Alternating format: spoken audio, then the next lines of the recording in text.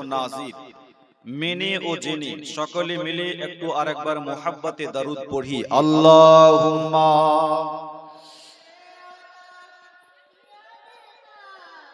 মাওলানা মুহাম্মদ ওয়া আলা আলি সাইয়্যিদিনা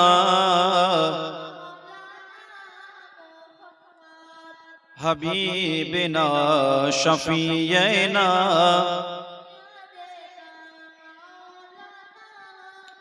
মুহাম্মদ ওয়া আলা আলি সাইয়্যিদিনা।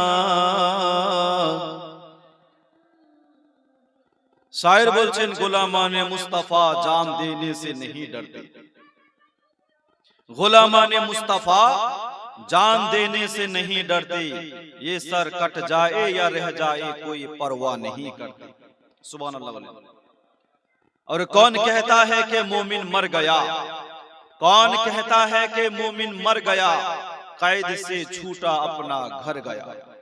सरकार आला हजरत बोलছেন और कोई गैब क्या तुमसे नीहा हो भला, और कोई गैब क्या तुमसे नीहा हो भला, जब ना खुदा ही छुपा तुम पे कारो रो दरो।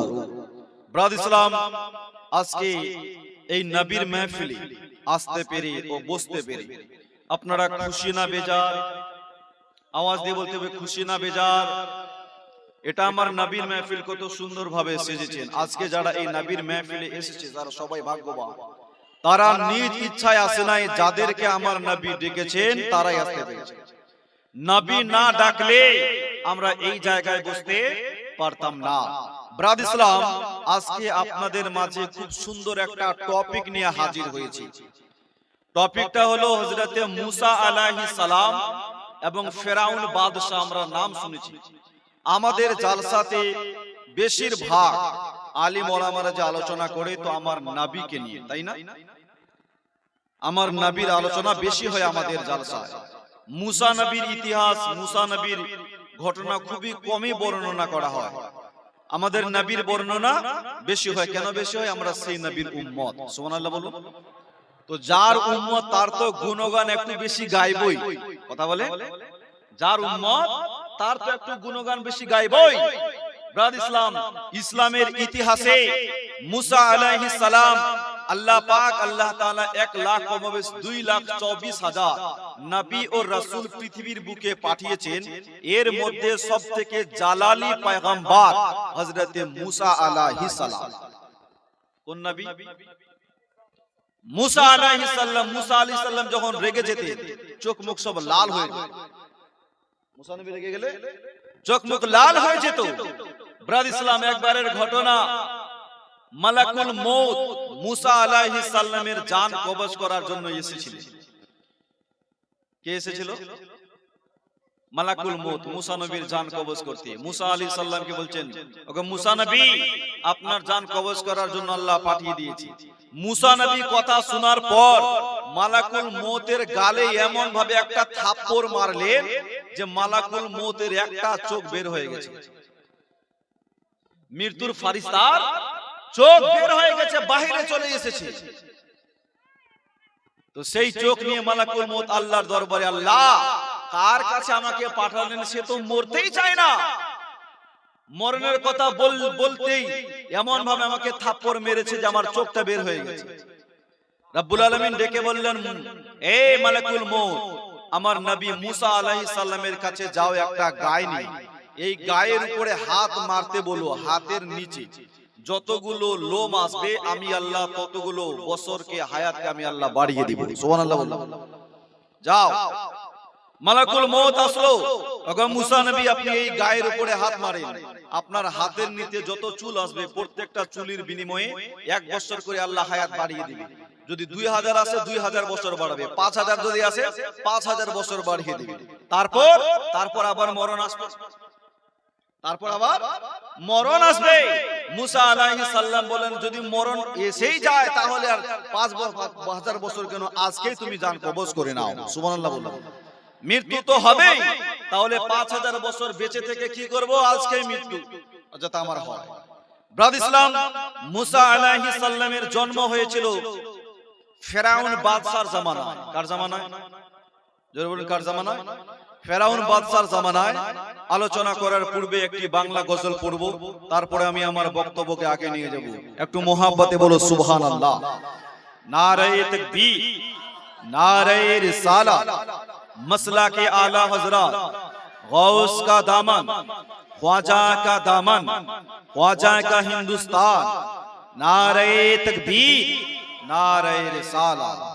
कि भलो बसी मुहम्मद, भलो लागे मुहम्मद, बोलबो मुखे उच्च स्वरे नबीजिर उम्मत। जोरे बोलुन। ভালো বাসি মুহাম্মদ, ভালো লাগে মুহাম্মদ, বলবো মুখে উচ্চ স্বরে নবীজির উম্মত, বলবো মুখে উচ্চ স্বরে love you Muhammad, I love Muhammad, I love you Muhammad, I love Muhammad, I love you Muhammad, বলবো মুখে উচ্চ স্বরে নবীজির উম্মত। জোরে বলুন। এই আইলা মুহাম্মদ নিয়ে ঝামেলা লেগেছিল না, যে আইলা মুহাম্মদ বলা যাবে না। এই আইলা মুহাম্মদ বলার কারণে 20 জন কিংবা 25 জনকে জেলে পড়েছিল। যে আইলা মুহাম্মদ ভারতে বলা যাবে না। আগে তো 20 জন বলেছিল, যখন বলল যে বলা যাবে না, তখন গোটা ভারতের মুসলমানের মুখে একটাই স্লোগান, আইলা মুহাম্মদ। সুবহানাল্লাহ বলো। শুধু ভারত নয়, গোটা মুসলিম রাষ্ট্রে, গোটা মুসলিম দেশের মধ্যে একটাই স্লোগান, আইলা মুহাম্মদ। কারণ মুমিনের পরিচয় হলো আইলা মুহাম্মদ। সুবহানাল্লাহ বলো। একজন মুমিনের পরিচয় আইলা মুহাম্মদ। নবীকে না ভাসলে কি আমরা মুমিন হতে পারবো? ভালোবাসি মুহাম্মদ, ভালো লাগে মুহাম্মদ, বলবো মুখে উচ্চ স্বরে নবীজির উম্মত, বলবো মুখে উচ্চ স্বরে love you Muhammad, I love Muhammad, I love you Muhammad, I love Muhammad, I love you Muhammad, বলবো মুখে উচ্চ স্বরে নবীজির উম্মত, বলবো মুখে উচ্চ স্বরে লাভ ইউ মুহাম্মদ। হর মুমিনের দিলের মাঝে লিখা একটাই নাম, সেই নামেতে গড়ে খোদা দুনিয়া তামাম। একটু জোরে বলুন। হর মুমিনের দিলের মাঝে লিখা একটাই নাম, সেই নামেতে গড়ে খোদা দুনিয়া তামাম। নবী হলো জানেরি জান, নবী হলো জানেরি জান, দিলেরও জাহান, বলবো মুখে উচ্চ স্বরে নবীজির উম্মত, বলবো মুখে উচ্চ স্বরে love you Muhammad, I love Muhammad, I love you Muhammad, I love Muhammad, I love you Muhammad, বলবো মুখে উচ্চ স্বরে নবীজির উম্মত। জোরে বলুন, আরো জোরে। ব্রাদ ইসলাম, মুসা আলাইহিস সালামের জন্ম কবে? ফেরাউন বাদশার জামানায়। ইসলামের ইতিহাসে ফেরাউন বাদশা 500 বছর ধরে রাজত্ব করেছিল। কত বছর? কত বছর? 500 বছর ধরে রাজত্ব করেছিল। 500 বছরে কোনোদিন জ্বর হয় নাই, কোনোদিন সর্দি হয় নাই, কোনোদিন অসুখ বিসুখ হয় নাই। তো ও আবার মনে মনে ভাবছে যে আমি মানুষ হলে তো আমার জ্বর হতো, সর্দি হতো, মাথা ব্যথা হতো, তাহলে কি আমি মানুষ না? আমি কি খোদা? আস্তাগফিরুল্লাহ বলেন। ও আবার ভাবে তাহলে আমি মানুষ না, আমি আল্লাহ। নিজের কওমকে বললেন, আনা রাব্বুকুমুল আলা, আমি তোমাদের বড় রব, আমি তোমাদের বড় রব। 500 বছর ধরে জ্বর নাই, সর্দি নাই, অসুখ বিসুখ নাই, আমার আল্লাহর শুকরিয়া আদা না করে সে নিজেকেই খোদার দাবি করলো। ব্রাদ ইসলাম, এই মিশরের মধ্যে 2 শ্রেণীর মানুষ বসবাস করত। এক হচ্ছে ফেরাউনের লোকজনকে বলা হতো কিবতি। কি বলা হতো? কিবতি। আর মুসা আলাইহিস সালামের মান্যকারীকে বলা হতো বনি ইসরাইল। কি বলা হতো? বনি ইসরাইল। এই মিশরের মধ্যে ফেরাউন বাদশা বনি ইসরাইলকে গোলাম বানিয়ে রেখেছিল, চাকর করে রেখেছিল। ব্রাদ ইসলাম, ফেরাউন বাদশা একদিন একটা স্বপ্ন দেখলো। কি স্বপ্ন? যে বাইতুল মুকাদ্দাসের থেকে একটা আগুনের গোলা আসলো, আগুনের গোলা মিশরে পড়লো। মিশরের মধ্যে যত ফেরাউনের যে বাড়িঘর ছিল, কিপ্তিদের বাড়িঘর ছিল, সব জ্বালিয়ে পুড়িয়ে সারখার করে দিল। কিন্তু বানি ইসরায়েলের যে বাড়িঘর ছিল এদের কোনো ক্ষয়ক্ষতি হয় নাই, কিছুই হয় নাই। ও মুসলমান বাবাজি ভাই, এইরকম স্বপ্ন দেখার পর ফেরাউন বাদশার মাথা কাজ করে না, ঘুমাতে গেলে ঘুমাতে পারে না, খেতে বসলে খাবার আপনার পেটে ঢোকে না, সব সময় একটাই টেনশন। এই রকম এই স্বপ্নের ব্যাখ্যা কি হতে পারে? তাই ফেরাউন বাদশা ওই জামানার যারা আলিম ছিল, কাহিনী ছিল, নুজুমি ছিল, পণ্ডিত ছিল, তাদেরকে ডেকে পাঠালেন। মুসলমান তারা আসলো। ফেরাউন বাদশা বললেন, আমি এই রকম স্বপ্ন দেখেছি, বাইতুল মুকাদ্দাসের দিক থেকে একটা আগুন আসলো, আর মিশরের মধ্যে যত ফেরাউন যে বাড়িঘর ছিল, কিপ্তিদের বাড়িঘর ছিল, সমস্ত বাড়িঘর জ্বালিয়ে পুড়িয়ে সারখার করে দিল, কিন্তু বনি ইসরায়েলের কোনো ক্ষয়ক্ষতি হয় নাই, কোনো বাড়িঘর জ্বলে নাই। মুসলমান তারা শোনার পর বললেন, জাহাবানা, এই মিশরের মধ্যে বনি ইসরায়েলের মধ্যে এমন একটা ছেলে সন্তান ভূমিষ্ঠ হবে, ওই ছেলে সন্তান আপনার এই রাজ দরবারকে নিস্তানাবুদ করে দিবে, আপনার বাদশাহীকে শেষ করে দিবে, আপনার বাদশাহীকে ধ্বংস করে দিবে ওই বাচ্চাটা।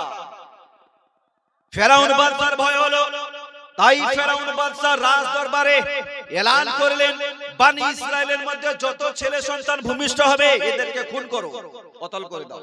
ছেলে হলে ওকে খুন করো, ওর বেঁচে থাকার কোনো অধিকার না। তার একটাই ভয়, যাতে ওই বাচ্চাটা দুনিয়াতে এসে বড় হতে না, দেখি কেমন করে আমার রাজপ্রাসাদ ধ্বংস করি, কেমন করে আমার এই বাদশাহীকে নিস্তানাবুদ করি। তাই ফেরাউন বাদশা কিছু মানুষকে চাকরি দিলেন, দেখো কোন কোন মহিলা গর্ভবতী আছে, আর বাড়িতে ছেলে সন্তান হয়, বনি ইসরায়েলের মধ্যে যদি কারো বাড়িতে ছেলে সন্তান হয়, ওই ছেলেকে বেঁচে থাকার কোনো অধিকার নাই। মুসলমান ছেলে সন্তান হলে ফেরাউনের লোকজন তাকে কতল করে দিত।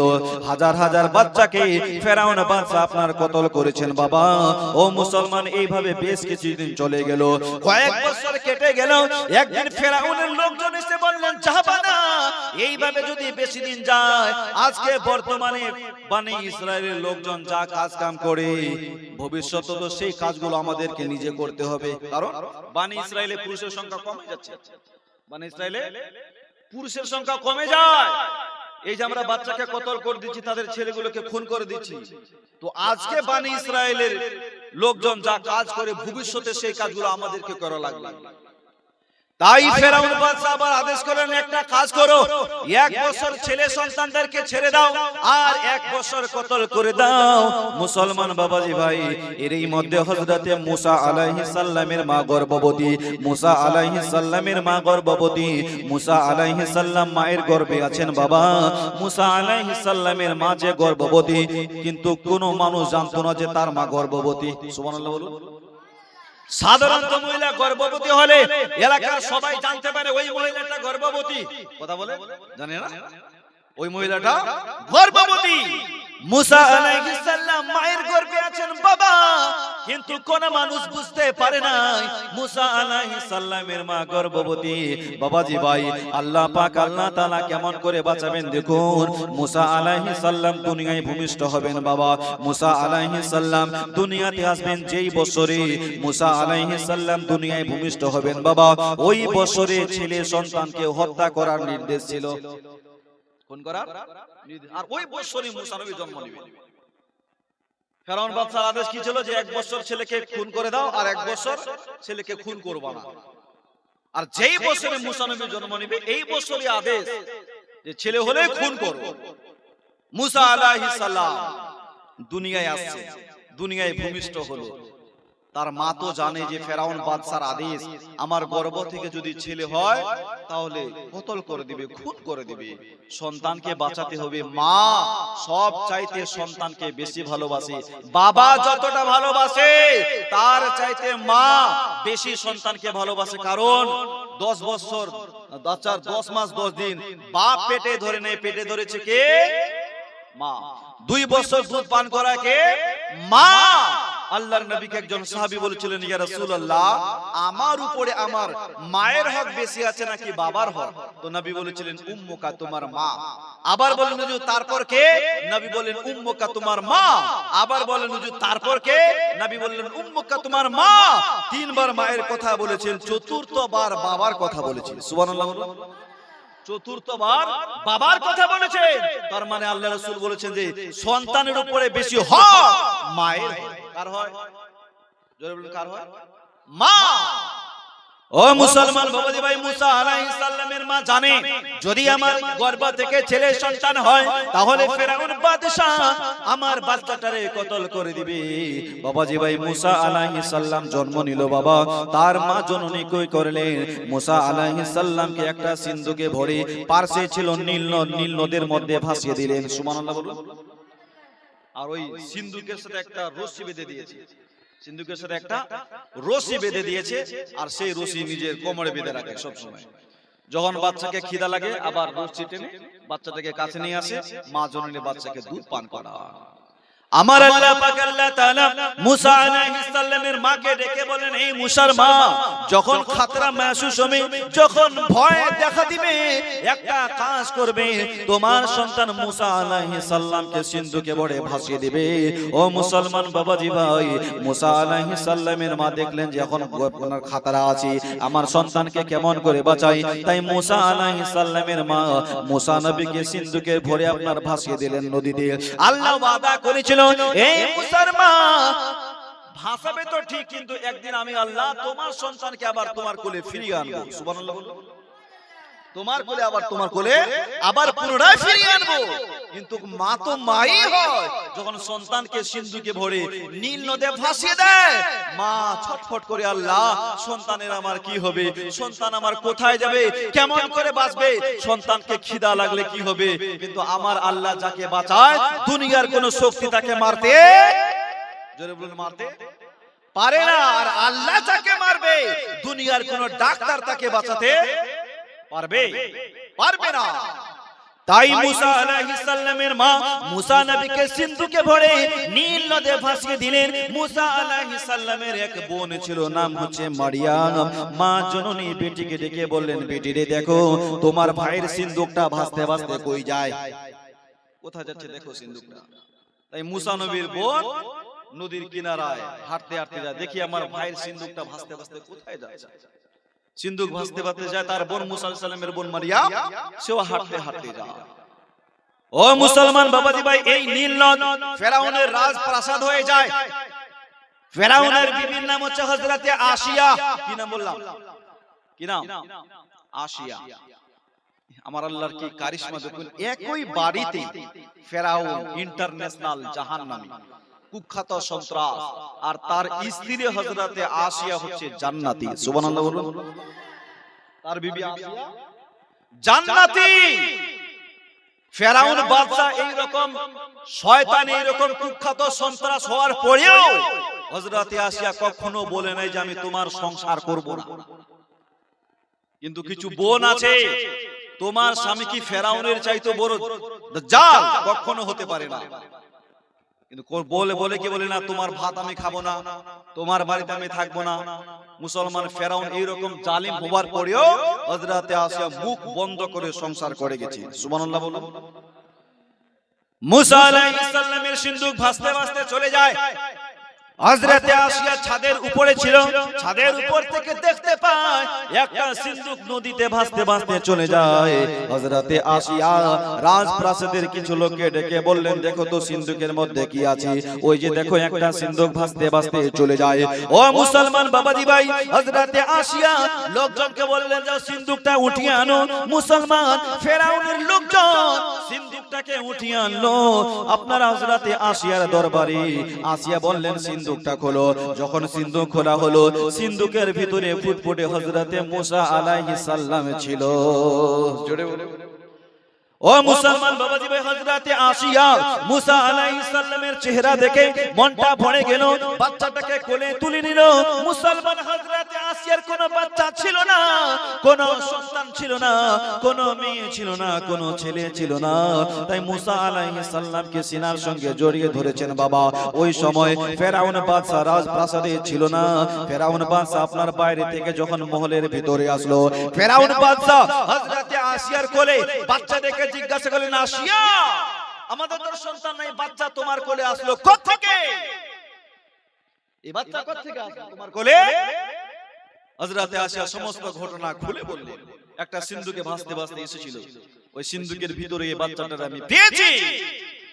ফেরাউন বাদশা একটা তলোয়ার বের করেছেন, আরে আমার বিবি আসিয়া, আমি এই বাচ্চাটাকে জিন্দা ছাড়বো না, বাচ্চাটাকে আমি খুন করব। বাচ্চাটার চেহারা দেখে মনে হয় এই বাচ্চাটা একদিন বড় হয়ে আমার এই রাজপ্রাসাদকে ধ্বংস করবে, আমার রাজ দরবারকে নষ্ট করবে। তাই মুসলমান বাবাজি ভাই, ফেরাউন বাদশা তলোয়ার বের করেছেন মুসা আলাইহিস সালামকে কতল করার জন্য। আসিয়া বলছেন, স্বামী জান, আপনি কি করে বুঝলেন যে এই বাচ্চাটাই বড় হয়ে আপনার রাজ দরবারকে নষ্ট করবে? ওগো আমার স্বামী, আপনি কি করে বুঝলেন যে এই বাচ্চাটাই বড় হয়ে রাজ দরবারকে নষ্ট করবে? আপনি যে স্বপ্নটা দেখেছেন সে হবে বানি ইসরায়েলের মধ্যে। কার মধ্যে? কার মধ্যে? বানি ইসরায়েলে তার জন্ম নিবে। জানি না এই সিন্ধুক ভাসতে ভাসতে কোন দেশ থেকে এসেছে। আমার স্বামী, আমাদের তো কোনো সন্তান নাই, আমাদের তো কোনো আওলাদ নাই, আমাদের কোনো বাচ্চা নাই। এই বাচ্চাটাকে আমরা নিজের সন্তানের মতন লালন পালন করব। ফেরাউন বাদশা বললেন, বিবিরে আমার মন মানছে না, মনে হয় এই বাচ্চাটা বড় হয়ে আমার রাজ দরবারকে নিস্তানাবুদ করবে। ওরে আমার বিবি, আমি এই বাচ্চাটার একটু পরীক্ষা নিয়ে দেখি। বাচ্চাটা একটু পরীক্ষা নেব। কি পরীক্ষা? বলছেন আমি পরীক্ষা নেব। একদিকে রাখবো লাল জওয়াহিরাত, একদিকে রাখবো হীরা, আর একদিকে রাখবো আগুন লাল। তো বাচ্চাদের হাত বেশি লাল জিনিসের দিকে যায়। কোন দিকে যায়? লাল জিনিসের দিকে। বাচ্চারা পরীক্ষা নিয়ে দেখে, যদি ওই বাচ্চাটা হয় তাহলে ওই বাচ্চার হাত যাবে হীরার দিকে। আর যদি সেই বাচ্চা হয় যে আমার রাজ দরবারকে নষ্ট করবে, দেখি এই বাচ্চাটার আমি পরীক্ষা নিই। ব্রাদ ইসলাম, সাধারণত বাচ্চার হাত লাল জিনিসের দিকে বেশি যায়, যায় না? লাল জিনিসের দিকে বেশি যায়। তো দেখি কোন দিকে হাতটা যায়। একদিকে রেখেছে হীরা সাদা রকমের, আর একদিকে রেখেছে আগুন। তো মুসা আলাইহিস সালামকে ছেড়ে দিয়েছে। মুসা আলাইহিস সালামের হাত হীরার দিকে যাচ্ছিল, হীরার দিকে যাচ্ছিল। তো আল্লাহ পাক আল্লাহ তাআলা জিবরাইলকে বললেন, জিবরাইল যাও, যদি আমার বন্ধু মুসা আলাইহিস সালামের হাত হীরার দিকে যায় তাহলে ফেরাউন বাদশা তাকে কতল করে দিবে। হাতটাকে ঘুরিয়ে আগুনের দিকে দিয়ে দাও, হাতটা ঘুরিয়ে আগুনের দিকে দিয়ে দাও। জিবরিল আলাইহিস সালাম মুসা নবীর হাত ঘুরিয়ে আগুনের দিকে দিয়ে দেয়, আর মুসা আলাইহিস সালাম বাল্যকালে আগুনের গোলা, আগুনের আঙ্গার হাতে নিয়ে মুখের মধ্যে ভরে দেয়। তাই হযরতে মুসা আলাইহিস সালাম একটু তোতলা পানে কথা বলতেন। তো বললেন, বিবি আমি বুঝে নিলাম এটা সে বাচ্চা নয়, এটা সাধারণ। ঠিক আছে, আমরা এই বাচ্চাটাকে নিজের সন্তানের মতন লালন পালন করব। বারাদ ইসলাম, যেই বাচ্চাটা দুনিয়াতে না আসার কারণে হাজার হাজার বাচ্চাকে ফেরাউন বাদশা কতল করেছেন, আমার আল্লাহ ওই বাচ্চাটাকে ফেরাউনের রাজপ্রাসাদে বড় করাচ্ছে। সুবহানাল্লাহ বলুন। ফেরাউন বাদশা টার্গেট ছিল যাতে বাচ্চাটা দুনিয়াতে আসতে না পারে, বড় হতে না পারে, আর আল্লাহ ওই বাড়িতে বড় করাচ্ছেন। সুবহানাল্লাহ বলুন আরো জোরে। কে খোদা তোমায় ডাকতে জানি না, আরে ডাকার মতো ডাকলে খোদা কেন শুনি না, আমরা ডাকতে জানি না। আরে এক ডাকেছেন মুসা নবী তুর পাহাড়ে গেলেন চলি। সুবহানাল্লাহ। এক ডাকেছেন মুসা নবী তুর পাহাড়ে গেলেন চলি, খোদার নূরে পাহাড় জ্বলে মুসা জ্বলে না, আমরা ডাকতে জানি না। ওগো খোদা তোমায় ডাকতে জানি না, আরে ডাকার মতো ডাকলে খোদা কেন শুনি না, আমরা ডাকতে জানি না। বেরাদার, মুসা আলাইহিস সালাম কোথায় পৌঁছালেন? ফেরাউনের রাজপ্রাসাদে। ও মুসলমান বাবাজি ভাই, দুধের বাচ্চা মুসা আলাইহিস সালামকে দুধ পান করাতে হবে। খিদার জন্য মুসা আলাইহিস সালাম ছটফট ছটফট করে ফেরাউন বাদশাহ এলাকাতে যত দায় ছিল সমস্ত দায়কে আপনারা ডেকেছেন, মুসা আলাইহিস সালাম কোন দায়ের দুধ পান করছেন না। ও মুসলমান, ওই সভাতে মুসা আলাইহিস সালামের বোন মারিয়াম দাঁড়িয়েছিল। কে দাঁড়িয়েছিল?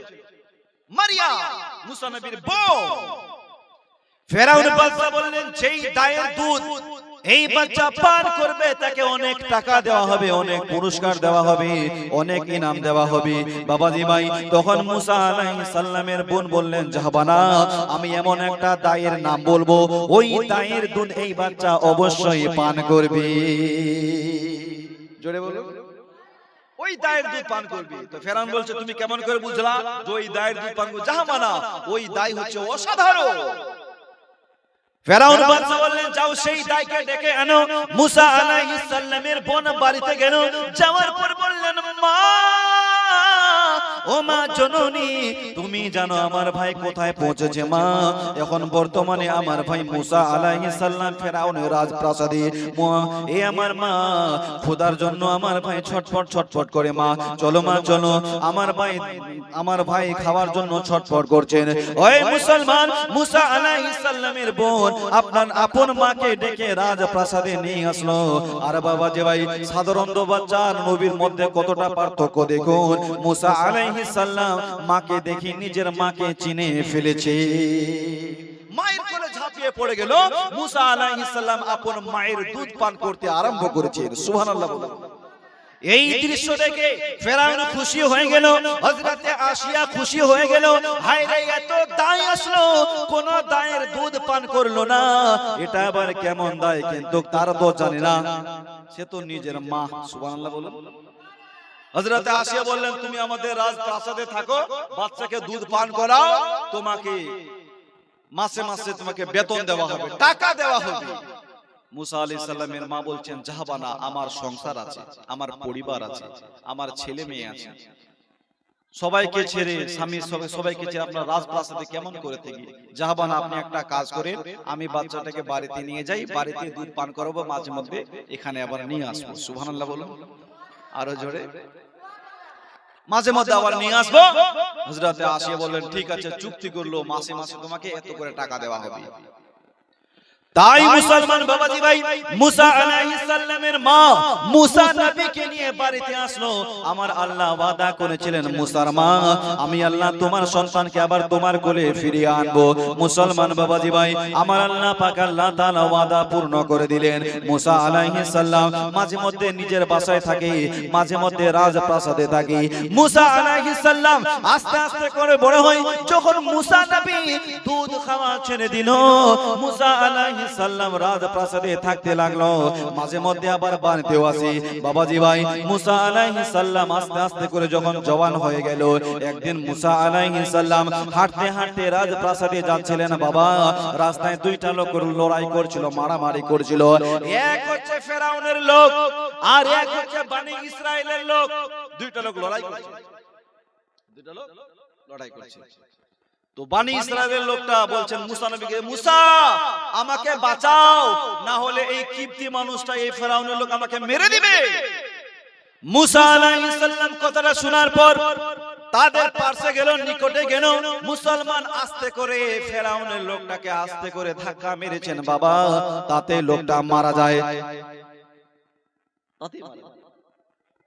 মুসা আলাইহিস সালাম বলছেন, আল্লাহ, আমি তো তাকে কতল করতে চাই নাই, হালকা করে শুধু একটু ধাক্কা মারলাম, তাতেই লোকটা মরে গেল। পারওয়ারদিগারে আলাম, তুমি আমাকে মাফ করে দাও, আমার নিয়ত ছিল না যে তাকে আমি কতল করি, কিন্তু লোকটা মারা গেল। মুসলমান বাবাজি ভাই, মুসা আলাইহিস সালাম আল্লাহর কাছে কাকুতি মিনতি করেছেন, আল্লাহ, আমার হাত দ্বারা একটা লোক মারা গেল, তুমি আমাকে মাফ করে দাও। ব্রাদ ইসলাম, তারপরের দিন আবার ওই লোকটা, বনি ইসরাইলের লোকটা, আরেকটা লোকের সঙ্গে লড়াই করেছে, আবার আরেকটা লোকের সঙ্গে লড়াই করে আবার মুসা নবী রাস্তা ধরে চলে যায়। মুসা নবীকে ডেকে বলছেন, মুসা, আমাকে বাঁচাও। তো মুসা আলাইহিস সালাম রেগে গেলেন, আরে তোমার কি কোনো কাজ নাই, প্রতিদিন খালি মারামারি আর ঝগড়া? দাঁড়াও, তোমাকে দেখাচ্ছি মজা। তখন মুসা ওই লোকটা ডেকে বলেন, মুসা, কালকে তুমি অমুক লোকটাকে কতল করে দিয়েছো, আজকে কি আমাকেও কতল করে দিবা? আজকে কি আমাকেও খুন করে দিবা?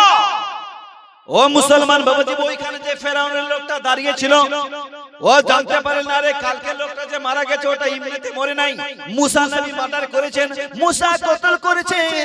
এই কথাটা শোনার পর ফেরাউনের রাজপ্রাসাদে গেল, জাহাবানা কালকে আমাদের যে একজন কিপ্তি মানুষ খুন হয়েছে, ওটা খুন হয় না, খুন করা হয়েছে। কে করেছে? আপনার বাড়ির ছেলে মুসা, যাকে আপনি বড় করলেন, সে খুন করেছে। তাই ফেরাউন বাদশা রাজপ্রাসাদে এলান করলো, যাও মুসাকে ধরে আনো, তাকে শাস্তি দিব, তাকে শাস্তি দিব, তাকে আমরা শাস্তি দেব। এই রকম ফরমান জারি করলেন। বাবাজি ভাই, মুসা আলাইহিস সালাম রাস্তা ধরে যেতে যেতে রাজপ্রাসাদে রেখে যাচ্ছিলেন। বাবা, ওই দিক থেকে একটা লোক মুসা আলাইহিস সালামের কাছে আসলো, এসে বললেন, মুসা তুমি আর রাজপ্রাসাদে যেও না, ওখানে গেলে আর ছেলের মর্যাদা পাবে না।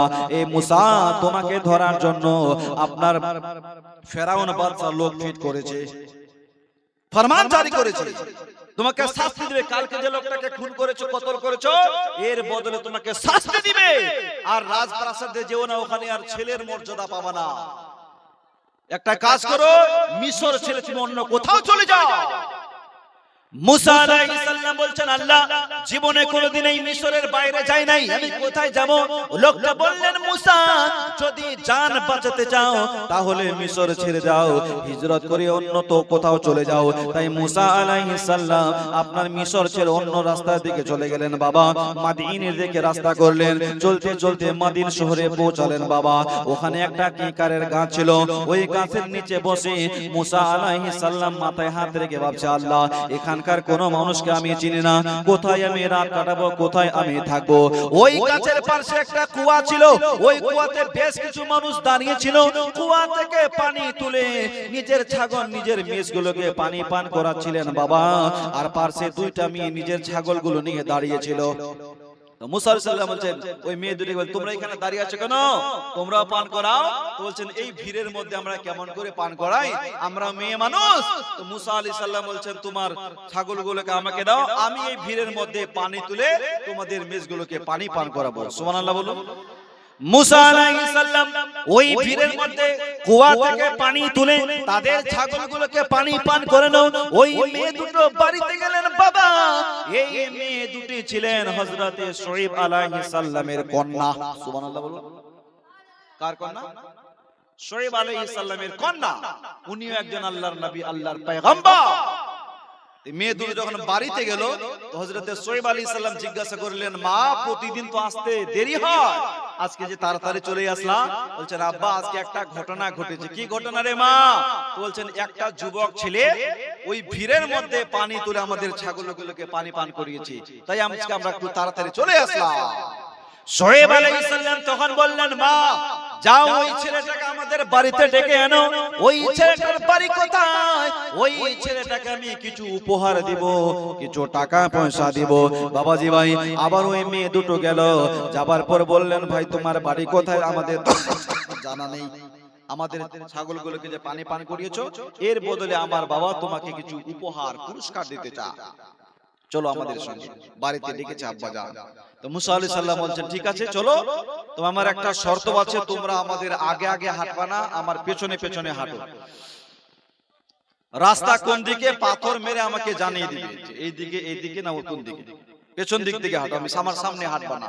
মেয়ে দুটো পেছনে পেছনে, মুসা আলাইহিস সালাম সামনে সামনে হাঁটে, এবং রাস্তা যদি দিকে আসলে পেছন দিক থেকে পাথর মেরে ইশারা করে যে আমাদের বাড়ি এই দিকে। বেরাদ ইসলাম, মুসা আলাইহিস সালামকে নিয়ে বাড়িতে আসলো। শুআয়ব আলাইহিস সালাম জিজ্ঞাসা করলেন, বাবা বাড়ি কোথায়?